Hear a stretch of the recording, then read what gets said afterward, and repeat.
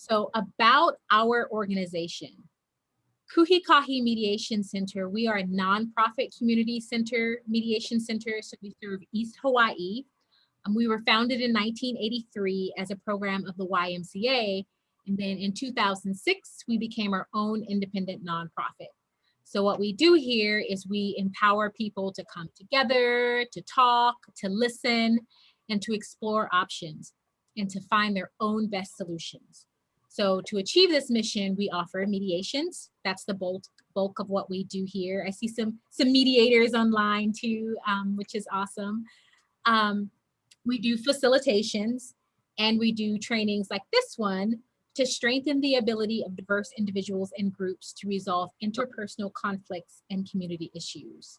So we have this brown bag talk every third Thursday. It's a free talk.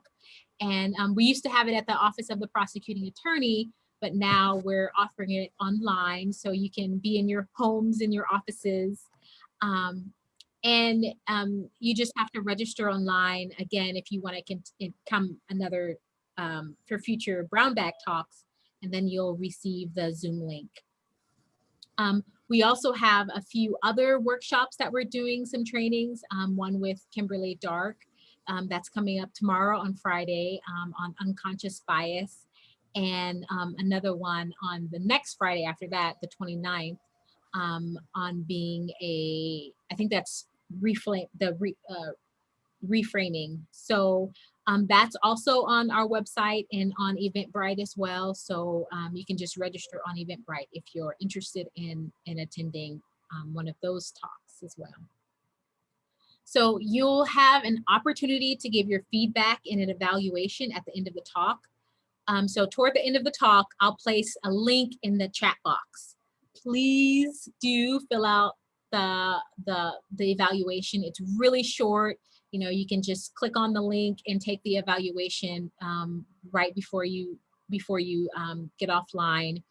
I'll also send it out via email, as well as Robert's PowerPoint that he's going to be sharing with you. So, but if you got the Zoom link from a friend and I don't have your email address, please privately send me your name and your email address so I can get that to you. And if you like this talk, feel free to register for more in the future. And without further ado, so Robert Perreira, he is a 25-year veteran of the Hawaii Fire Department. So prior to his appointment as the deputy fire chief in July 2020, Chief Perreira served as the battalion of the Fire Prevention Bureau and was then promoted as the assistant fire chief, the Support Services Division. So in 2008, he and his K-9 partner, Kaimi, became Hawaii's first arson K-9 team. So Chief Perreira is married to Delilah. Delilah's on the call as well. And they have 6 children and 10 grandchildren. Yay. So I thank you for speaking with us, Robert. Oh, thank you for having me, Julie, Mitchell, and your team there at ikahi Mediation. Thank you for inviting me to share, I guess, some of my experiences, I should say. And, you know, it's very exciting. Majida, should I just go right into, it's my turn? It's your turn. Okay. So, you know, I've been looking at all the different names popping up and faces, and some of them I know, some of them I don't, but welcome. I just wanted to say hello. We'll be able to talk a little bit later and answer any questions at the end of the presentation. Hopefully today, some of what I have to share, hopefully you can use in your leadership as you lead, whether it's your own business or whether you lead an organization. You know, over the years, being in the fire department and also in prior employment, and also, you know, my wife and I are very involved in the church. And so just in church and helping in leadership, we've learned a lot, or I've learned a lot. And, you know, hopefully I can share some things today that will help you as you develop into the leader or the manager that you want to be.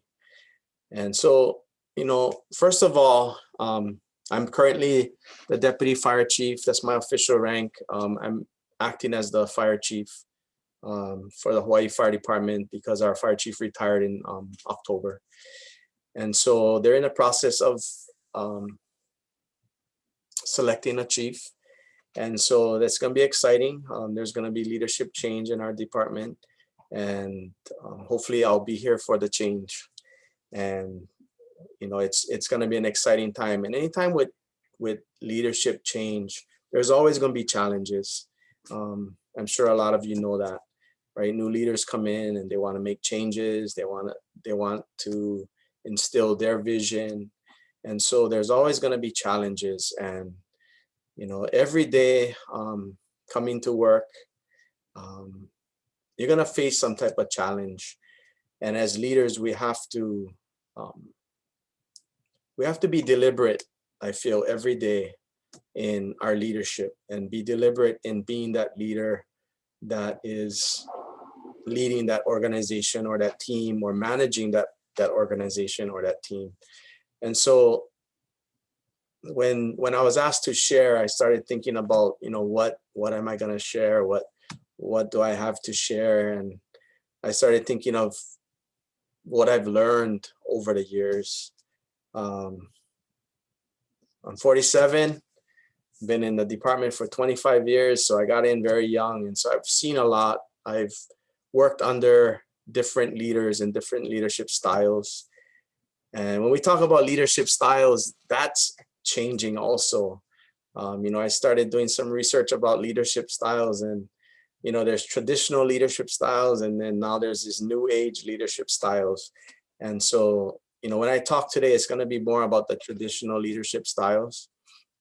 But as you develop, you're going to want to learn and educate yourself in the different leadership styles and the new leadership styles, because our workforce is changing.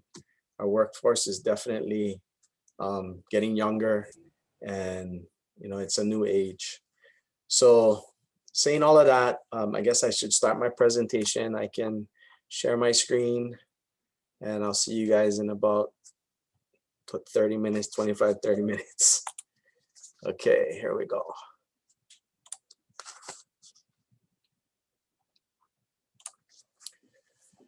So the TLCs of Leadership. And, I chose this title to kind of be catchy because, you're really thinking about tender loving care, right? Everybody thinks about TLCs, tender loving care.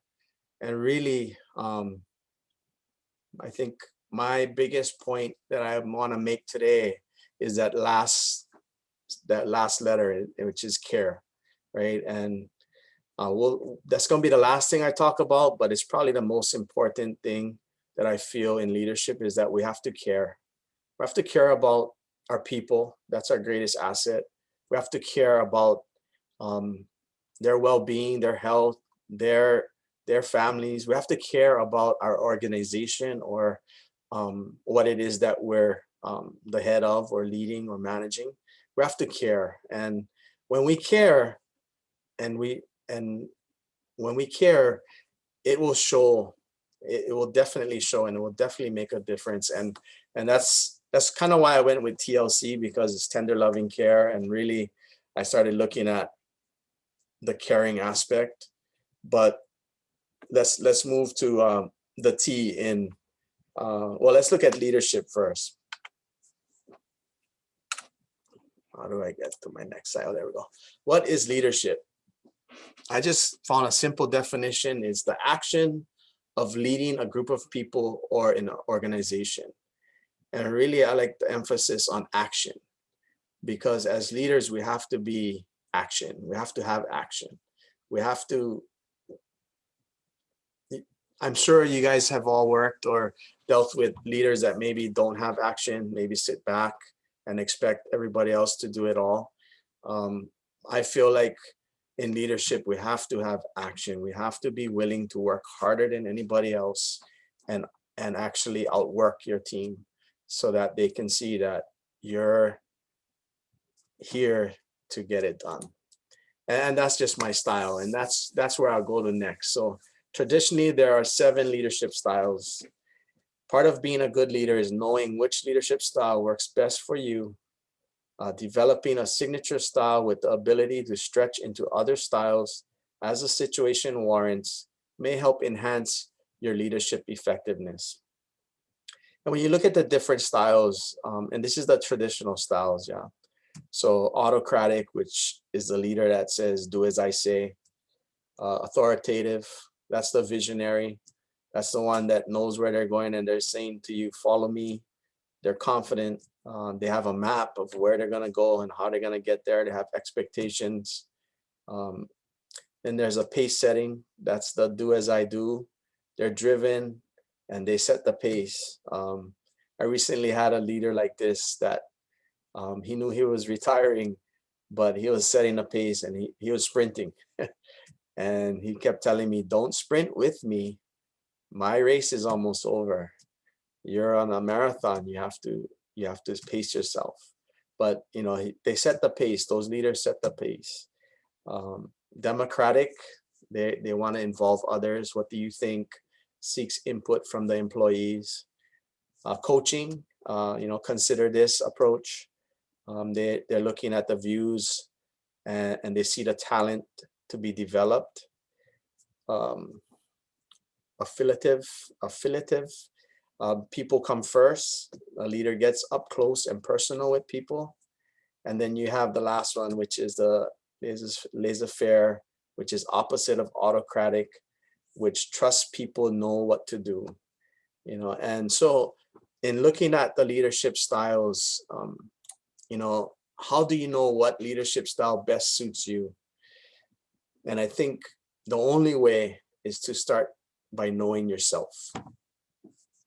As a leader, we need to be able to examine ourselves. We need to be able to, I think I stated later, we need to be able to look into the mirror. We need to see, look at your history. Where have you come? What type of employee were you in the beginning when you first started with the organization, or your first job, or your second job? Not look at me now, I'm the acting fire chief. How was I as a firefighter? How was I as a fire inspector? How was I as the career moved up? How did I handle myself? How did I progress? What did I learn? A lot of questions, that you have to ask yourself. But you got to know yourself. As leaders, we have to ask trusted colleagues to describe the strengths of your leadership style. So as leaders, we have to have people that we trust and we seek input on us. And these aren't always our friends. These are people that, and if they're your friend, they should be honest with you. These are the people that you can get an honest answer from, that aren't afraid of getting fired because they told you how they feel, or something that they needed to point out in your life or in your leadership style. These are the people you can trust. And as a leader, you have to develop that. You have to develop those types of people or colleagues around you that you can go to and say, hey, did I make a mistake when I did this? Hey, what do you think about this? Stuff you can, you really, get that fair, honest input from. You may want to take a leadership style assessment. I did a couple of those, and you kind of get to see, as you answer the questions, where you are. Next thing you have to do, you have to understand the different styles. So you got to study. You got to read about them. You got to look at them, get familiar with the repertoire of the leadership style that can work best for a given situation. Ask yourself, what new skills do I need to develop?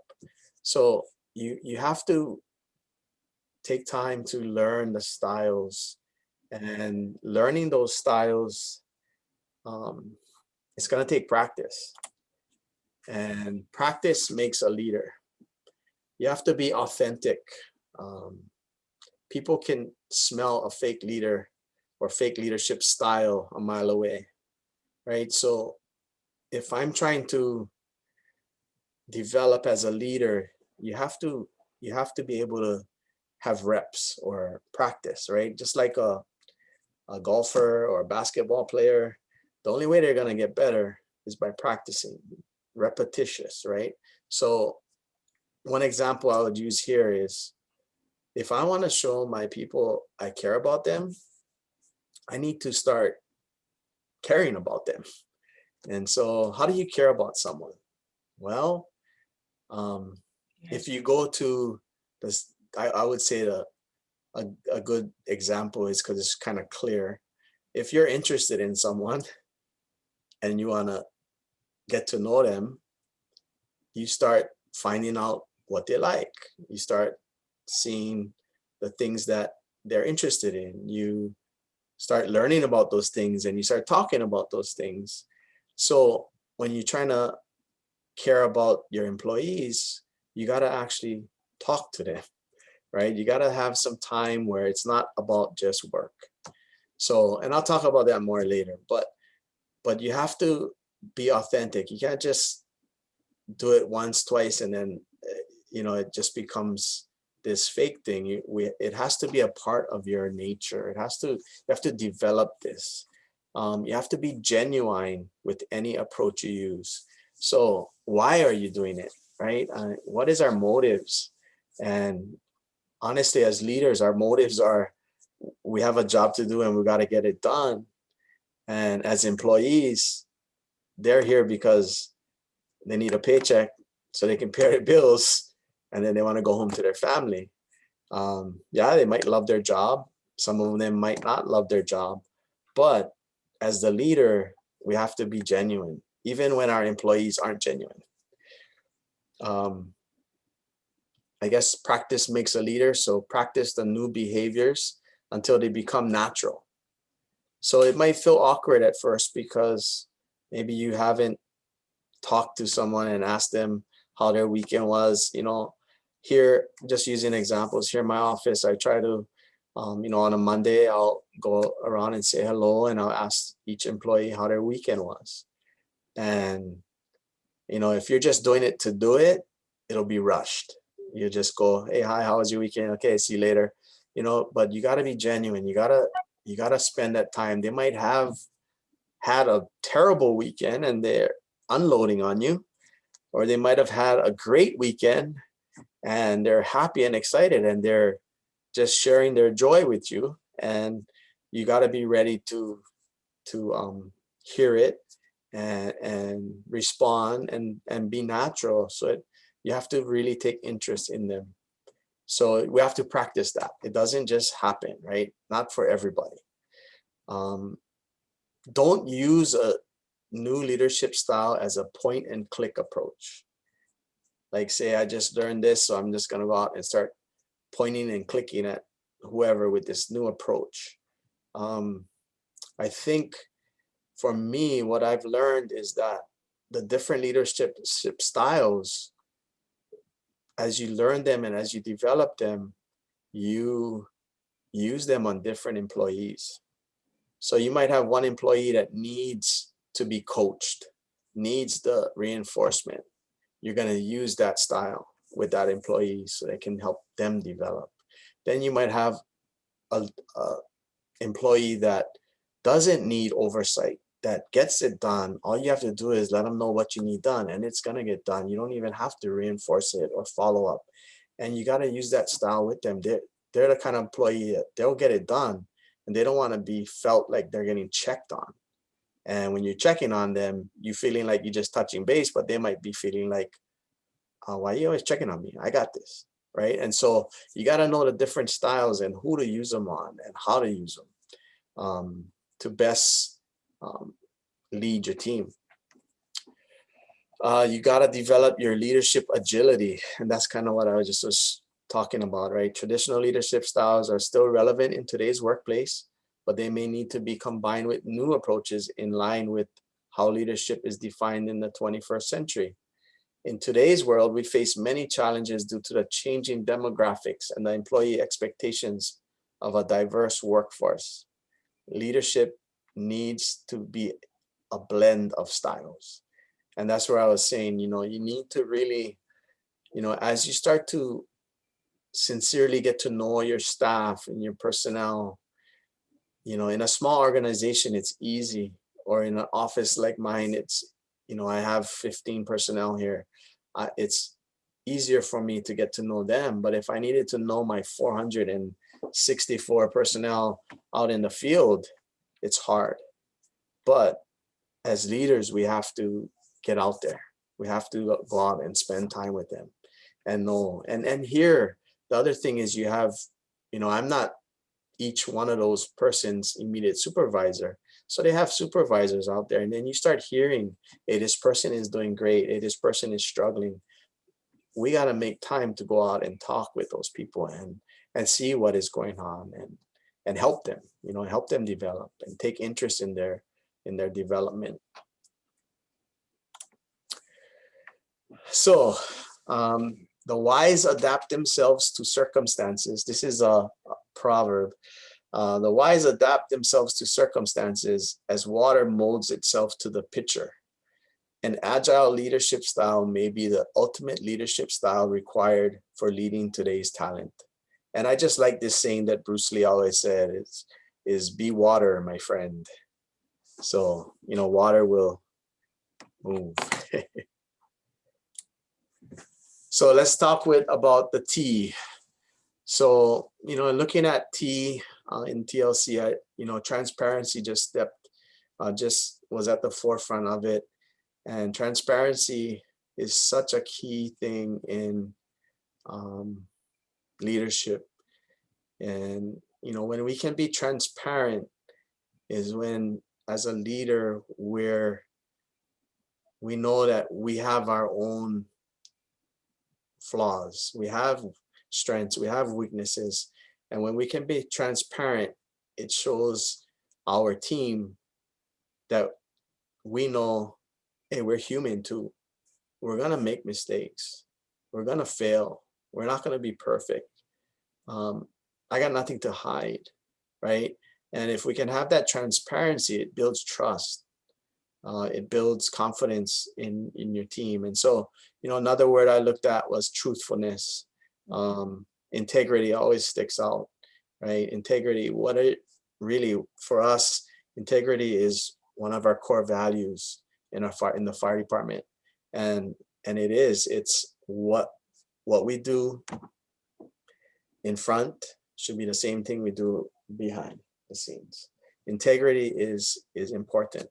When you have transparency, you know, I listed 5 positive things that happen, 5 positive things that come about when you have transparency. Problems are solved faster. Teams are built easier. Relationships grow authentically. People begin to promote trust in their leader, and higher levels of performance emerge. And so let's go back to the first one. Problems are solved faster. When your employees know you're a leader that is transparent and has integrity, they're willing to work through the challenges instead of making excuses and choosing not to work together. So I'm sure that a lot of you experienced this. When you know your boss has your back and they're there for you and they're not hiding nothing from you, you know, they're communicating. That's a big word I just used, communication, right? I mean, that's key. But when your employees or your staff knows that you're there for them, you're transparent, it's easier for them to put aside that, oh, I gotta do more work, I gotta do this, or I gotta do it this way, the boss wants it this way, right? It's easier for them to accept that. It's easier for them to work with that difficult person in the office because they know that you're there and you're gonna support them and you're doing it also, right? You're working with that difficult person also. So problems are solved faster because people are more apt to be willing to work together. Teams are built easier. Transparency is a powerful unifier. You know, our President of the United States, in his speech to all of us, he brought up this word unity, you know, and we have to have unity. That's especially in an organization that's has a vision and a mission and a direction. We gotta be on the same page, and the team has to work together.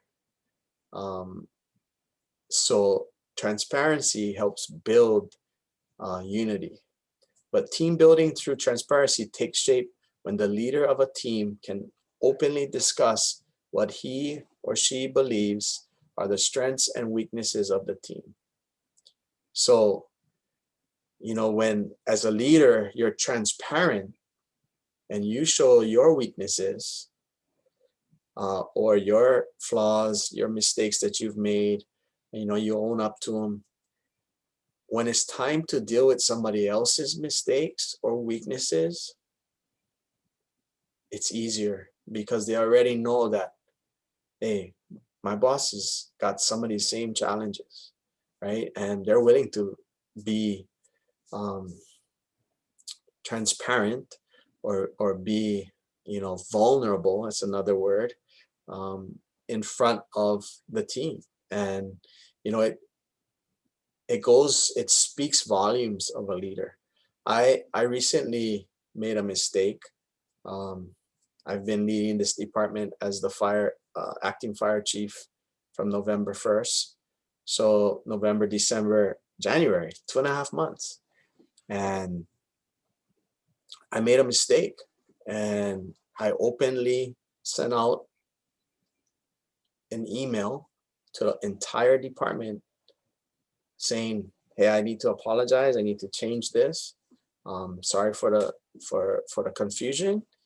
And the feedback that I got from not everybody, but key people that I respect, that know me, that I've worked with, said that was the greatest thing you could have done, is admit that you made a mistake, and you quickly corrected it and you apologized for it. And I mean, it speaks volumes. And, you know, we as leaders got to realize that we're not perfect, and we cannot expect our employees to be perfect. But to build that team, we have to show that vulnerability and that transparency. The next one, relationships grow authentically. Transparency brings people together that have not yet discovered one another. It is also important to note that transparency allows relationships to mature faster, as openness can potentially avoid misunderstandings that can fuel unnecessary tension. Whew. So, you know, that word authentic, right? That goes back to what we were talking about earlier, being authentic, being real, not being a fake style, right? So now you're trying to develop your leadership style. Well, building that relationship and being authentic and being transparent is going to help build those relationships. It's going to help develop that team where they can trust each other and they can be real with each other. Sometimes maybe too real, you know, but they can be. And, you know, sometimes, you know, as a leader, I've sat in front of, or some of my employees have come and they sat in front of me just in the last 3 years, since I was assistant chief, deputy chief, and now acting chief. Just in the last 3 years, you know, I've had to sit here and listen to some real issues. And I don't think that the employee would do that unless they felt comfortable. And you actually get to know what they're dealing with. And, you know, like ikahi mediation, I mean, they might need help in that kind of area. And now you have tools that you can send them to and say, hey, you know, call them up. Hey, maybe you need to do this. Maybe you need to do that. And now you're reaching even past being their boss, past being their leader, past telling them, okay, we got this, this, and this we have to do, in that you're impacting their personal life where you can help them to get on track, you know. And so those relationships grow, and unless you're authentic, you know, nobody's going to come talk to somebody that they cannot trust and they don't feel comfortable. And all of those things that I'm talking about, the challenges that the employee is having, that affects the bottom line, getting the work done. Because if they're not productive because they got these issues going on, then until they correct that, they're not going to do their best for the team. And so ultimately, the ultimate goal is we got to get the work done. But on the way, we're helping our employees, we're developing our employees, we're making their lives better so that we can get our work done. For us, it's so that we can serve the community, right? So for us, it's so we can save somebody's life. So the relationships, growing it, authentic, transparency is so important in that, because when somebody can know they can trust you, they're going to come to you with anything, and be ready for it because it can be challenging, but you're there for a reason. Okay. People begin to promote trust in their leader. This is awesome. When this starts happening, you know you're doing a great job as a leader. People begin to promote trust in their leader. You know, employees talk. They're either talking positive, neutral, or negative, but they talk. When they start promoting that they trust you, they start talking to their other employees, they start talking to their friends, hey, come work for us, this is a great job, you know, we got the best boss in the world. They're promoting you because they trust you. That's the way we used to sell everything, right? Word of mouth, right? It's the same thing, word of mouth. Your employee is talking great about you. Your employee is happy. Your employee is confident in their leader. When leaders are transparent, people can be much more objective in evaluating the pros and cons about their leader. Now, granted, none of us are perfect, right? If you are transparent, especially during the worst of times, you actually strengthen your leadership as people begin to trust you as a person and thus will respect you more as a leader. Going back to that example that I made about me making that mistake, it's a small little mistake. It was a small thing. But if I let it go, it would have turned into, oh, look, the chief doesn't know what he's talking about. Well, the chief doesn't care. He made this mistake and he never even checked, he never corrected it, never checked it. I could have done that, right? But no, I have to choose to be transparent and say, hey, I'm sorry, I made this mistake and this is what it needs to be. And, you know, if it's confused anyone, please let me know. But this is where we're going. This is what's happening. And when we can do that, even in the simple things, you know, it's going to be easier to do it in the hard things. If you cannot do them in the simple things, you won't do them in the hard things, the big things. And so we have to have this transparency. And when we have that, a good sign is that people are going to start promoting you. People are going to start talking positive about you. And they're going to want to tell their coworkers, their friends, somebody that's looking for a job, hey, come work for us. We got this boss that cares about us, that helps us, develops us, and we're going places. And then obviously the last thing, higher levels of performance emerge, right? So as leaders, or managers, we all look at bottom line. We're getting the job done. We're getting the job done efficiently. So look at the formula, it's simple. Efficient problem solving plus the ability to build teams easier plus the development of authentic relationships plus trust equal higher levels of performance, right? So when they're happy, the work's gonna get done. When they're confident in their leader, when the team's working together, even with issues that they may have, working together, efficiency, higher levels of performance. The L in TLC, lawfulness. To me, the easier one was just being fair. That was like a simple word, just fair. You know, we have to be fair. But it wasn't TFC, so I had to think of another word, and I was like, oh, okay, let's look at lawfulness. So lawfulness, conforming to, permitted by, or recognized by law or rules. Fair is just or appropriate with the rules or standards legitimate. Fair is also without cheating or trying to achieve unjust advantage, right? So lawfulness, we have to be fair. Lawful leaders must be fair and consistent. You know, this is a difficult thing, very difficult. Here in the fire department, I have members in different levels of in the department, firefighters,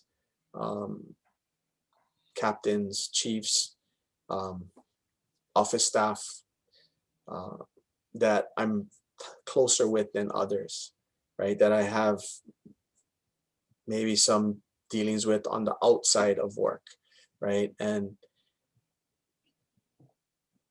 doesn't matter who they are, I have to remain fair and consistent. Meaning, I mean, this is simple, but it's hard to do because one person comes into my office and asks me, hey, can I do this? Can I do that? I got to look at that request and say, would I allow this for everybody? Would I give that same privilege or request evenly across the board to everybody in the department? And if I can say no, if I can say yes, then yes. But if I can't say yes, then I can't do it because I'm showing favoritism.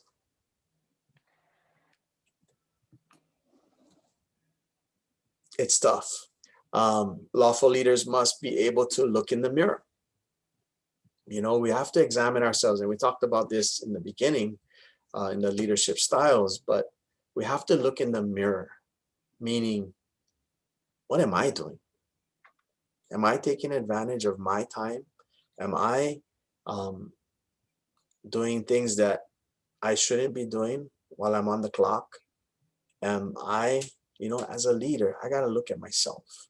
I got to be able to hold myself accountable, be fair with my time and what I'm doing and the amount of work that I'm doing and how I handle that. Lawful leaders must be able to have the difficult discussions with your staff when needed. Another difficult thing, right? It kind of goes back to the leadership styles, but being able to have those difficult discussions where it's not gonna start off good, right? We got some challenges here. We got to discuss. We got to sit down. You're not getting the work done that I need you to get done.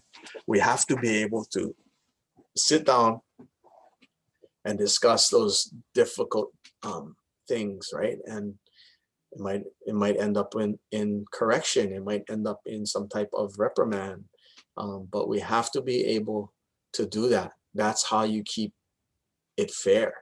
That's how you keep it lawful. That's how you build that confidence in the organization, in the leader of the organization, because they're holding people accountable. You got to hold people accountable. You let one go, now I got to let them all, right? I let one person show up at 8:05 when they're supposed to be there by 8. I gotta let them all show up at 8:05. At 8:05, right? So we have to have those difficult discussions, right? Our expectations have to be mapped out.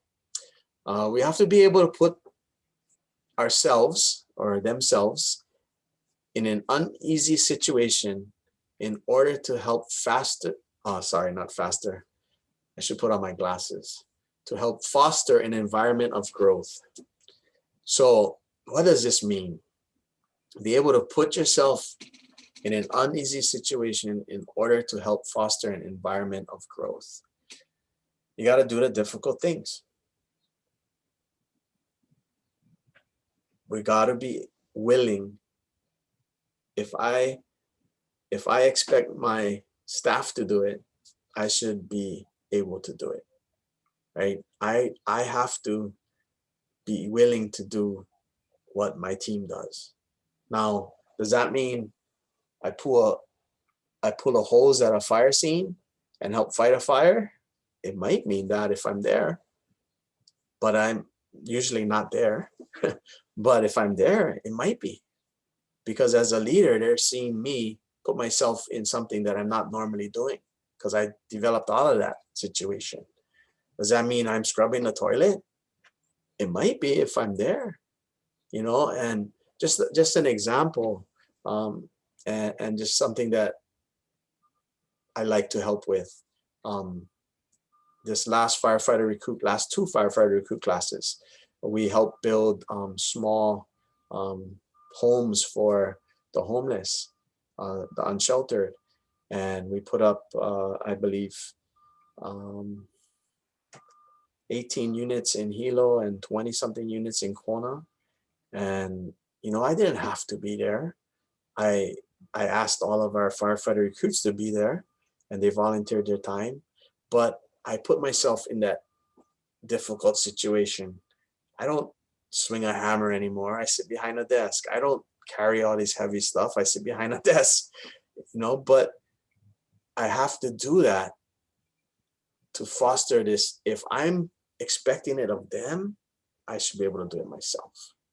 And that's, when I look at it, that's something that is important in development for me. How do we evaluate fairness? The equitable leader fosters an environment where people feel like they have been treated like others in a fair and impartial way, right? So how do you evaluate that, right? Well, we got to ask the people, right? That's where we go back to, is you got to have those people that you can trust, that can speak into your life.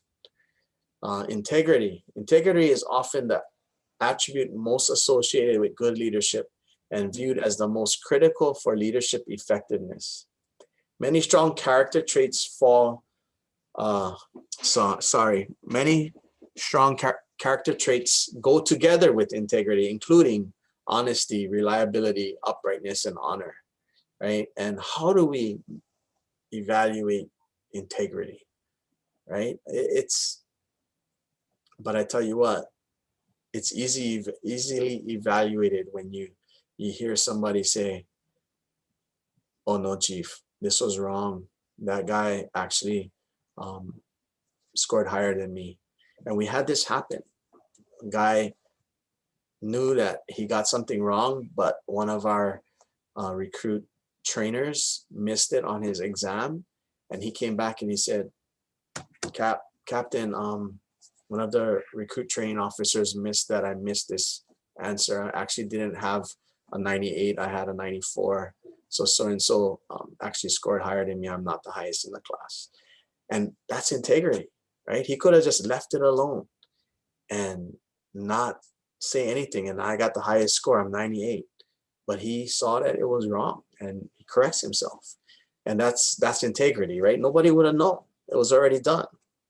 So that's the kind of stuff, right? It's that, like that song, what are you doing when nobody's looking, right? Integrity. Inclusive. So the inclusive leader recognizes that the whole is often greater than the sum of its parts. They understand the value of team, right? We have to include everyone. we have to be willing to take even a difficult one in our office and include them in our activities, right? And when we can do that, we foster this fairness. We foster this lawfulness, right? The respectful leader creates the type of environment that allows each person to do their very best work. They promote cooperation, open communication, and a safer workplace. In connections with others who may have different beliefs, backgrounds, or experiences, they engage consistently and appreciate the similarities and differences. They develop a healthy curiosity to understand the perspective of others. And that's respectful, right? You got to be able to hear others and respect their views and accept it.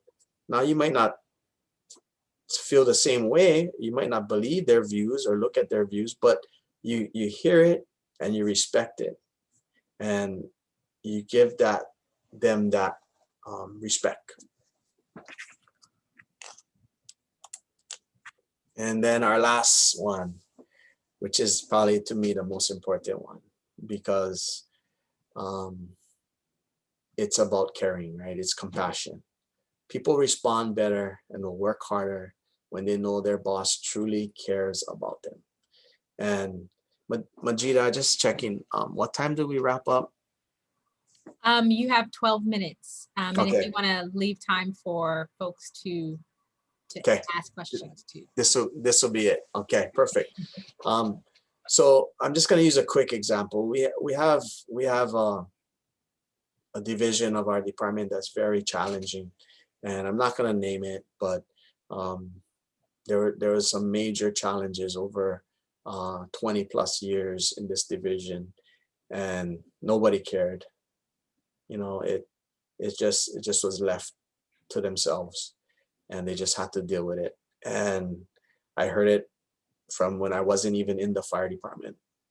And when I became the supervisor when I became the assistant chief, basically, I oversaw that division's supervisor, and I started to see the challenges there firsthand. And I addressed it, not immediately, because I knew I had to show them that I cared. So I started spending time there. I started visiting them. I started asking questions. I started to make subtle changes there. I started to do different things. I started to just care about their atmosphere, their space. They have a difficult job. I started caring about that. And then I brought two people together that never talked for years. And I had them in the same room. I'm not a mediator. I'm not a counselor. I'm not nothing. But I knew that one person had to say something to the other person so that they could clear the air. And we did that. It took about 2 hours. It was hard, very difficult. But they knew that day that I cared. And when we care, people react, right? They respond. And it's been changing. And I've moved up in the ranks, and so I stepped away from that leadership role over them. But now that I'm up higher in the leadership role, I haven't left them, right? I'm still going there. I'm still caring, because we have to make this better. And the hardest part about this is you can care all you want, but that employee or that staff has to care also that they want to make that change, right? They want it better. They got to want it better. So anyway, compassion, care, concern, understanding, sensitivity, gentleness, tolerance, kindness, consideration. To develop these traits, we have to genuinely care about people, right? When you think about it, you have to be sensitive. I mean, you got to care about them. To be gentle, right? To tolerance, we got to care. I mean, to be kind, right? We have to truly care about our personnel. If you don't really care, then you need to change. It's plain and simple, right? We have to self-reflect. If we don't care, then we got to change, or we got to leave, one or the other. We have to help them develop. That's part of caring, right? Provide them opportunities to train, to grow. Maybe it's to send them to, get some help, mediation. I think why we have to care is we cannot forget where we came from. We used to be in the same position, maybe 1, 3, 5, 10 years ago. Where were we, right? We weren't always the leader. We have to remember where we came from. We have to understand that although we used to be in the same position in the past, things may have changed. So even that, right? Knowing that, yeah, I used to do this job. It's not that hard. Come on. Things may have changed. We got to have a better attitude than that. We have to listen. And then another big part of it, it cannot all just be about work. We have to show sincere interest in them, their life outside of work. Right? And that's where, we talked about that earlier about being authentic. We got to take interest. And then one of the things that I like to do is take some time each day to get to know your personnel, right? So spend some time getting to know them. In closing, dealing with personnel challenges in the workplace is always a difficult thing. But as you develop the TLCs, you will first create change in yourself. And then that change will have a ripple effect onto your team. Thank you. Any questions?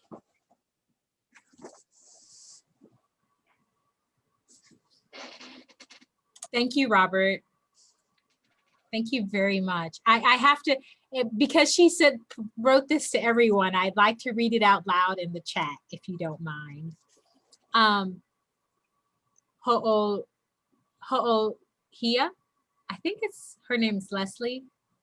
She says, this is bringing me to tears because it's so much of what I've been wanting to hear from someone in a position of power for so long. Mahalo nui loa. Thank you. Are there any questions for Robert while we are on the line? I have one. Sure, shoots. I have a question, and actually I have two, but the first one is how do you therefore make decisions about who the next leader should be, or how do you cultivate the next leaders? I mean, as one cultivates this environment of, trust and compassion and caring, getting people working together, recognizing people's strengths and differences,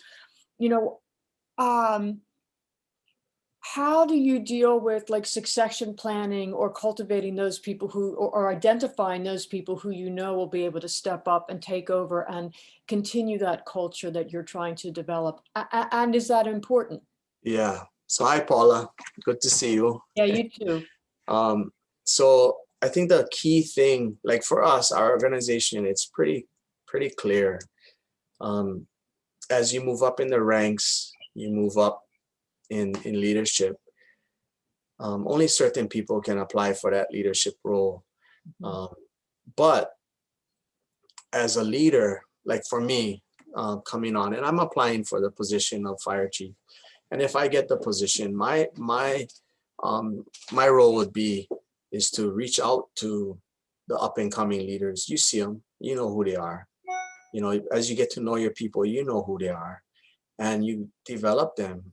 And really what you want to do is, like for me, I want to give our fire commission 10 people that is highly qualified and ready to go with their vision and knowing where they want to go, who are treating their employees the way we feel that they need to be treated and running the department the way it needs to be run to serve our community.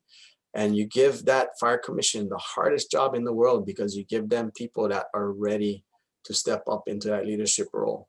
And if you have 10, I'm looking at 4 or 5, but if you had 4 or 5 leaders that can do that and that are ready for that, imagine how they're going to be managing their bureaus or their divisions that they are managing. So now you're going to have fire chief material managing bureaus under the fire chief. And it's just going to be an even greater organization. So it's really about knowing your people and then pouring into them, sending them to training, spending time with them, developing them, being that leader that listens and makes the difficult discussions happen so that we can continue to develop them and be transparent and continue to be, so that they keep that moving forward. Yeah. So it is important, very important. You have to share your vision. You have to, right? And you have to have a vision. And if you don't have a vision, then I mean, it's not going to go anywhere. So you got to have a vision. You got to be able to communicate it. And, talk is cheap. We got to do it. And that's the hardest part. That's the rubber meets the road. We got to do it. And that's where we got to be. We got to be willing to work harder than anybody else. And that's the kind of attitudes that I've got from, or not attitudes, but that's the kind of, I guess it's attitude that I've got from some of my leaders before me, is you got to outwork anybody in your organization. You got to be willing to outwork them, and not willing to also outwork them. You got to work hard. Yeah. Thanks. So my other question is really less a question than an observation, and that is, understanding what great leadership is. It's just sort of, I just find it hard to recognize and understand that this country enabled somebody who's, our previous president, who exhibited everything that you didn't talk about. I mean, he was absolutely antithesis to, a leader, and yet, people didn't. Nobody said anything about this. Like, there was no compassion. It was a tyrannical form of leadership. And so this model of leadership that we've had for the past 4 years, do you feel like that it needs to be sort of undone? Or, as Biden said the other day, we have to, not lead by, have the power to set the example, but lead by the power of example. And do you see any kind of cultural shift in the attitude toward leadership, given the kind of leadership we've had in the past nationally over the past 4 years, that people expect a little less of this compassion and less, and more kind of dictatorial style that we've been kind of subjected to? Well, I believe each leader has their strengths and weaknesses, and our former president had strengths and he had weaknesses. And, for me, I try to stay out of politics because we don't really know them. We don't. We don't know Biden. I never sat under him. I don't know Trump. I've never worked for Trump, right? And really, that politics is such a, it's a whole different animal. And yeah, even in my position here, politics will start playing a role, because, you got to deal with the legislators and politicians, so that, because we're fighting for money and budget and, positions and different things. But really, you cannot control that. We cannot control above us. I can control myself, and I can control what I have under my leadership. And I think that's what I focus on, right? I cannot, whether Biden's the president or Trump, my life doesn't change. My department, we're going to run it. We're going to do what we're supposed to do. We're going to support our staff, right? And it's not going to change. And it's hard. We've been through a pandemic. We're in a pandemic, and leadership is being questioned every day. And we're gonna have some challenges with our current president. Everybody's gonna have weaknesses, and I think it's gonna be another rough year, I feel. But for our department, we don't have to have a rough year. We can control that. We can work with our personnel. We can communicate. We can show our vision. We can ensure our mission is being met. We can care about our people, right? And their lives won't change, no matter who's the president. But that's bigger problems. So I'll leave it at that.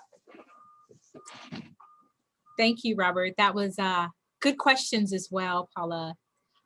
So I just want to read one more comment in the, there's a lot of thank yous, by the way. but just one more comment from Kanani.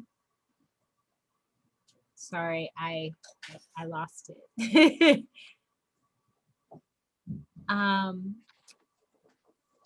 Kanani says, mahalo for the humble, heartfelt message of leadership from the very beginning, every step of the way to stepping into the role of fire chief. This is the way to see multiplicity of leadership of many chiefs working together to elevate the department to a high-flying, high-performing team. I love this vision. Make it happen. Our citizenry deserves it. Our people are so far apart in such rural places, and we need your help to cover us. Mahalo for that vision. And thank you all for coming and participating, and thank you, Robert, for giving us your vision of leadership. And so I did pop in at the bottom of the in the chat box the link to the evaluation form. Please just go ahead and click on it right now while you have the time, while you're online, and just take the really short evaluation. It really does help us with our grant funding, and this is to show like this is how many people were actually in here and this is what they thought. And we also share the feedback with Robert as well, whether it's good or bad. We appreciate your feedback. And feel free to come again. And thank you again, Robert. Appreciate it. Thank you guys. Thank you all.